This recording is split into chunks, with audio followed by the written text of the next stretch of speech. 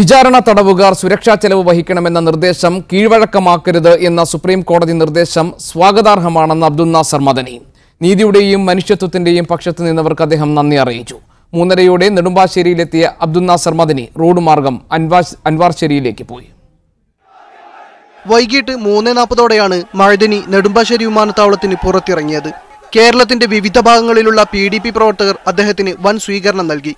കർണാടക പോലീസും കേരള പോലീസും മഅ്ദനിക്ക് വലിയ സുരക്ഷയാണ് ഒരുക്കിയിട്ടുള്ളത്. വിചാരണ തടവുകാരായി ജയിലിൽ കഴിയുന്നവർക്ക് ആശ്വാസകരമായ നടപടിയാണ് സുപ്രീം കോടതിയുടെ ഭാഗത്തു നിന്നുണ്ടായത്. ഇതിനായി പ്രവർത്തിച്ച എല്ലാവർക്കും നന്ദി അറിയിക്കുന്നതായി അബ്ദുൽ നാസർ മഅ്ദനി പറഞ്ഞു. ഈ 12 ലക്ഷം രൂപ ഇളവ് ചെയ്തു തന്നതിനേക്കാളും എനിക്ക് സന്തോഷകരമായ കാര്യം ഇതൊരു കീഴ്വഴക്കമായിട്ട് തുടരില്ല എന്ന് സുപ്രീം കോടതി പറഞ്ഞതാണ് സന്തോഷകരമായ കാര്യം.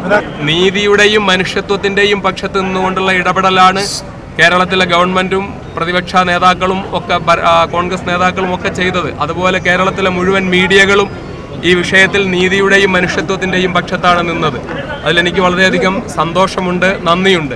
നെടുമ്പാശ്ശേരിയിൽ നിന്നും അൻവാർശേരിയിലേക്ക് PDP പ്രവർത്തകർ ഏർപ്പെടുത്തിയ വാഹനത്തിലാണ് മഅ്ദനി പോയത്. രോഗശയ്യയിലുള്ള മാതാവിനെ അദ്ദേഹം സന്ദർശിക്കും. മകന്റെ വിവാഹത്തിൽ പങ്കെടുക്കുന്നതിനായി ജാമ്യം നൽകാൻ കർണാടക സർക്കാർ വിസമ്മതിച്ചപ്പോൾ സുപ്രീം കോടതി ഇടപെട്ടതിനെ തുടർന്നാണ് മഅ്ദനി കേരളത്തിലെത്തിയത്. മഅ്ദനിയുടെ കാര്യത്തിൽ കേരള സർക്കാർ സ്വീകരിച്ച നിലപാട് ആശ്വാസകരമാണെന്ന് പിതാവ് അബ്ദുൽ സമദ് മാസ്റ്റർ പ്രതികരിച്ചു.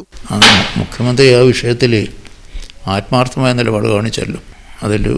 അതിൽ ഈ സമയത്ത് നമുക്കൊരു സമാധാനം കിട്ടുന്ന കാര്യമാണല്ലോ. ലിജോ വർഗീസ്, മീഡിയ 1, കൊച്ചി.